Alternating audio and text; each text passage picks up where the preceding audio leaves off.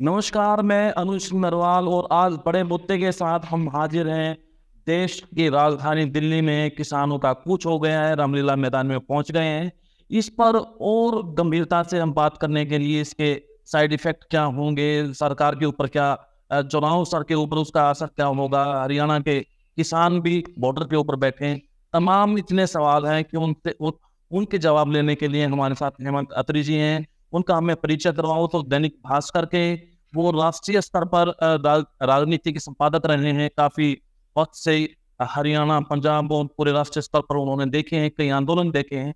हेमंत जी, आंदोलन फिर अंग्रेज ले रहा है। आपको क्या लगता है कि जो किसान आंदोलन था काफी वक्त से एक बार फिर आज आप देखा होगा कि रामलीला मैदान की तरफ कूच कर गया है, तो क्या लगता है कि क्या स्थिति है वहां पर?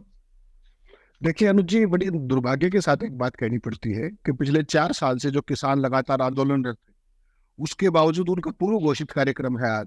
और दिल्ली में महापंचायत करनी थी उनको। और जैसे जी। उसके लिए बाकायदा दिल्ली पुलिस ने पहली बार परमिशन दी है किसानों को कि वहां पर महापंचायत आप कर लीजिए।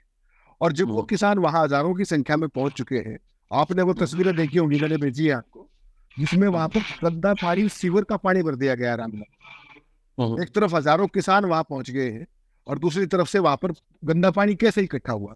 दिल्ली की जो कॉर्पोरेशन या बाकी चीजें जो भी सरकार थी वो क्या कर रही, हजारों किसान, जो 50-60 हजार किसान, लाख किसान वहां पहुंचेंगे। अच्छा, वहां पर केवल किसानों का नहीं है, ये किसान जो मजदूर और जो यूथ, उन सब का एक मिक्स है सारे का सारा। और बैनर जो है वो किसानों का है, लेकिन उसके बाद मिक्स उस सारे का है। संयुक्त किसान मोर्चा भी उसके अंदर है, बाकी लोग, ट्रेड यूनियन। 50 हजार से ऊपर आदमी वहां पहुंचने वाले हैं, महापंचायत करने वाले हैं और अपनी आगे की रणनीति तय करने वाले हैं। उसके बावजूद वहां पर इस तरीके से गंदा पानी करके एनआरकी नहीं फैलेगी तो क्या फैलेगी? इतनी बड़ी संख्या में जो लोग आए वो कहाँ जाएंगे? अभी आपने देखा होगा, वो सारी तस्वीरें मैंने आपसे शेयर की हैं। जी तो जी। ऐसे में सरकार एक तरफ से तो पहली बार परमिशन दी है 4 साल में किसानों को दिल्ली आए, और उसके बाद इस तरह की आपराधिक लापरवाही के वहां पर जहां उनको शांतिपूर्ण तरीके से बैठ के अपनी महापंचायत कर दी थी और आगे की तैयारी करनी थी, अपना कार्यक्रम देना था, वहां इस तरह की चीज। तो मुझे लगता है कहीं ना कहीं ये कोई अच्छा रवैया नहीं है, ये स्वार्थपूर्ण रुख नहीं है, जहां तक सरकार का सवाल ये प्रशासन का अपना की तरफ से किया गया है या लगता है कि सरकार की तरफ से इस तरीके के आदेश हुए कि उनको तंग किया जाए इस टाइप से? है। ये तो जांच का विषय है, लेकिन अथॉरिटीज को ये तो देखना ही चाहिए ना, जब आपने परमिशन दी है बाकायदा, तो वहां पर सफाई, साफ सफाई और व्यवस्था का जो है, इसकी क्या स्थिति है, वो तो सरकार का काम है जो परमिशन दी है। और रामलीला मैदान एक सार्वजनिक जगह है, वहां पर पहले भी इस तरह के आयोजन होते रहे। आप कल्पना कीजिए, वहां कल को भारतीय जनता पार्टी की कोई रैली होती, तो क्या ऐसा हो सकता है? ये प्रधानमंत्री का कोई कार्यक्रम होता है या किसी और दल का होगा? इसमें सरकार की जिम्मेवारी बनती है, एजेंसीज की जिम्मेवारी बनती है, जो कॉर्पोरेशन है जिनकी, तो वो क्या कर रही थी वहां पर? और ये तो इस तरीके से इतनी बड़ी संख्या में जब लोग आए और उनको कोई जगह नहीं मिलेगी महापंचायत की, तो अनारकी होगी। इसके बिल्कुल। लिए जिम्मेदार दर्शकों को, हाँ, दर्शकों को वो तस्वीर भी हम दिखा देंगे कि अभी दिखा देंगे कि किस तरीके का वो वहां पर माहौल है, जो वीडियो जो सामने आएगी। ਅੱਗੇ ਵੀ ਤਾਂ ਖਤਮ ਹੋਊਗੀ। ਇਹ ਕਹਿ ਰਹੀ ਆ ਵੀ ਤਸਵੀਰ ਜਿਹੜੀ ਹੈਗੀ ਆ ਪੂਰੀ ਦੀ ਪੂਰੀ ਜਿਹੜੀ ਹੈਗੀ ਆ ਜਾਵੇ ਨਾ ਲੋਕਾਂ ਤੱਕ ਵੀ ਕਿੰਨਾ ਜਿਹੜਾ ਇਕੱਠ ਹੈ ਉਹਦੇ। ਸੋ ਆਹ ਦੇਖ ਲਓ ਵੀ ਜਿਹੜਾ ਹੈਗਾ ਲਗਭਗ ਅੱਧੇ ਜਿਹੜਾ ਹੈਗਾ ਰਾਮਲੀਲਾ ਗਰਾਊਂਡ ਦੇ ਵਿੱਚ ਜਿਹੜਾ ਹੈਗਾ ਗੰਦਾ ਸੀਵਰੇਜ ਦਾ ਪਾਣੀ ਆ ਜਿਹੜਾ ਉਹ ਸਪੈਸ਼ਲ ਤੌਰ ਤੇ ਉੱਧਰੋਂ ਚੱਕ ਕੇ ਉਹਦੇ ਨਾਲ ਟੱਕਣਾ ਜਿਹੜਾ ਮੈਂ ਤੁਹਾਨੂੰ ਦਿਖਾਇਆ ਉੱਥੋਂ ਪਾਈਪ ਨਾਲ ਇੱਥੇ ਜਿਹੜਾ ਹੈਗਾ ਰਾਤ ਨੂੰ ਛੱਡਿਆ ਹੋਇਆ। ਠੀਕ ਆ, ਰਾਤ ਨੂੰ ਛੱਡ ਕੇ ਜਿਹੜਾ ਆਹ ਸਾਰਾ ਰਾਮਲੀਲਾ ਗਰਾਊਂਡ ਹੈ, ਠੀਕ ਆ, ਉਹ ਪਿਆ ਅਸਲ ਦੇ ਵਿੱਚ ਇਹੋ ਜਿਹੀਆਂ ਜਿਹੜੀਆਂ ਕੁਝ ਚਾਲਾਂ ਨਾਲ ਜਿਹੜਾ ਹੈਗਾ ਕੋਈ ਜਿਹੜਾ ਕੁਝ ਚਾਲਾਂ ਨਾਲ ਜਿਹੜਾ ਹੈਗਾ ਇਹ ਸਾਰਾ ਸਟਰੈਂਥ ਆ ਜਿਹੜੀ ਉਹ ਚੁੱਕਣ ਵਾਲੇ ਨਹੀਂ ਕਿ ਇਹ ਮੰਨ ਲਓ ਸਾਰਾ।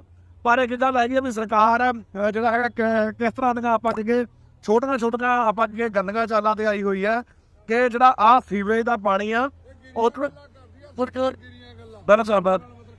ਧੱਕਾ ਕਰਦੀ ਨਾ। ਉਹ ਵੀ ਗੱਲ ਆ ਵੀ ਚਲੋ ਤੁਸੀਂ ਜਦੋਂ ਆ ਹੀ ਗਏ, ਨਾਲੇ ਹੁਣ ਕੋਈ ਅਸੀਂ ਪੱਤਾ ਨਹੀਂ ਤੋੜਿਆ ਤੁਹਾਡਾ, ਨਾ ਕੋਈ ਜਾਮ ਲਾਇਆ, ਕੁਝ ਵੀ ਨਹੀਂ ਨਾ।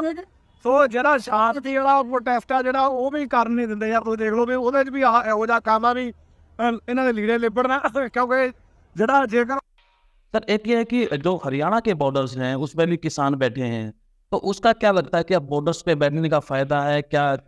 उसको किस तरीके से देखते हैं आप? का सवाल है कि हरियाणा के बॉर्डर्स पे जो बैठे हुए हैं, दो तरह के हैं। जो बॉर्डर्स पे जो किसान बैठे हैं, शंभू बॉर्डर पे और खनौरी बॉर्डर पे। उनमें से ज्यादातर किसान पंजाब के हैं जो बॉर्डर्स के ऊपर बैठे हुए हैं, और वो जो बिजलीवाल ग्रुप है वो सारा ग्रुप वो लगातार बैठे हुए हैं, जिनको रोकने के लिए खट्टर सरकार ने वहां पर वो क्लीन वो सब लगाई थी। तब उन्होंने वो घोषणा की थी कि हम यहाँ से दिल्ली ले जाएंगे, हम यहीं पे आंदोलन करेंगे। उसके बाद जो दूसरी स्थिति है, अब उन्होंने भी अपने आंदोलन की रूपरेखा तय कर ली, और वो रूपरेखा मोदी खट्टर सरकार, मोदी और नायब सिंह सही सरकार के लिए बहुत बड़ी चुनौती हो जाती है। उन्होंने जो कार्यक्रम बनाया है वो सरकार के लिए बहुत दिक्कत वाला है। सबसे पहले वो क्या करने जा रहे हैं, कल से जो उन्होंने आंदोलन की रूपरेखा बनाई है, जो शिव करण शहीद हुआ था वो कल से वो कलश यात्रा पूरे पंजाब और हरियाणा में निकालने की हिसाब से बैठे।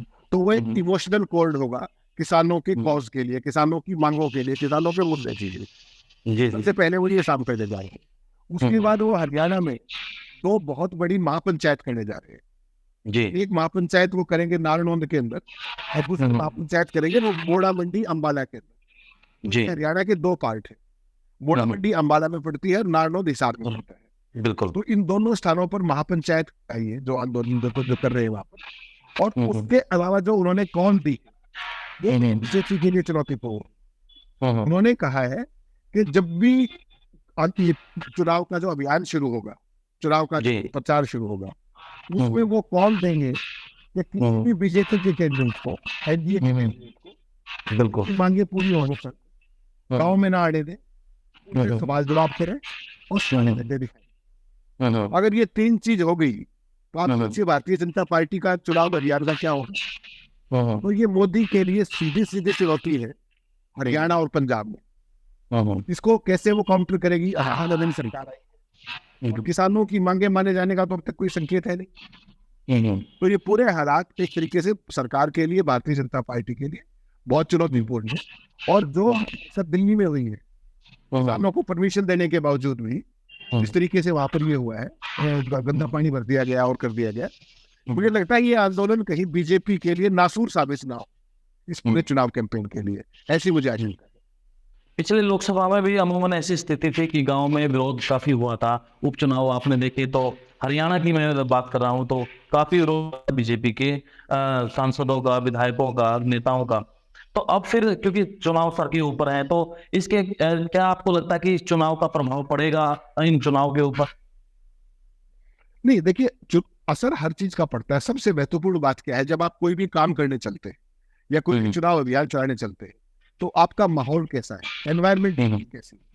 आप यही घर से निकले प्रचार के लिए और मैं आपको काले झंडे दिखाने आ गया या आपसे सवाल जवाब करने लगा, तो आप ना तो मेरे ऊपर हमला कर सकते हैं, चुनाव का समय है, ना आक्रामक हो सकते हैं, और उस चीज का जवाब देना पड़ रहा है जिसके लिए आप जिम्मेदार नहीं। तो ये क्या होगा, इससे पूरा बीजेपी का जो कैंपेन है वो कैंपेन कहीं ना कहीं डिलेन हो जाए एक जगह पे नहीं, पूरी क्योंकि हरियाणा और पंजाब ग्रामीण क्षेत्र ज्यादा है, यहाँ पर शहरी क्षेत्र कम है। तो ग्रामीण मतलब वैसे ही बीजेपी कमजोर है, और दूसरी रही सही कसर इस तरह की बातें पूरी कर देगी। अभी तक भारतीय जनता पार्टी ने किस चीज का फायदा उठाया है, वो विभाजन करते हैं। कहीं पर उत्तर प्रदेश में आप जाओगे तो धर्म के नाम पर विभाजन है, हरियाणा में आओगे तो जाति के नाम पर विभाजन है।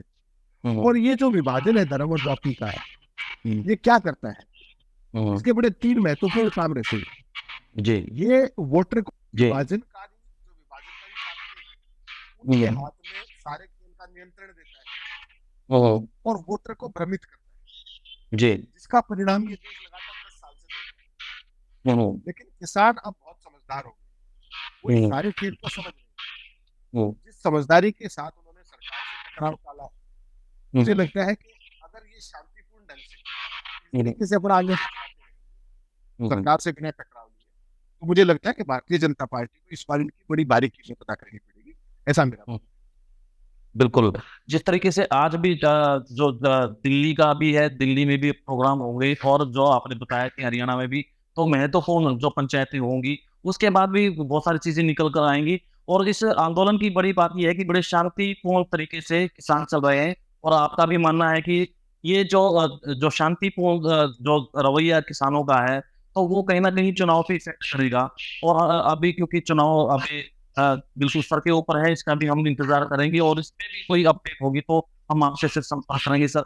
और आपने बताया कि जो आंदोलन है और इसमें ये तो साफ तौर पर दिख ही रहा है कि यहाँ पर मोदी सरकार के लिए बड़ी चुनौती बनने जा रहा है ये आंदोलन, क्योंकि ये दोबारा से फिर वहाँ दिल्ली भेजने का और जिस तरीके से जो प्रशासन का रवैया है उससे तो और भी यहाँ पर लगता है कि चुनौतियां और आएंगी इसमें। सर धन्यवाद।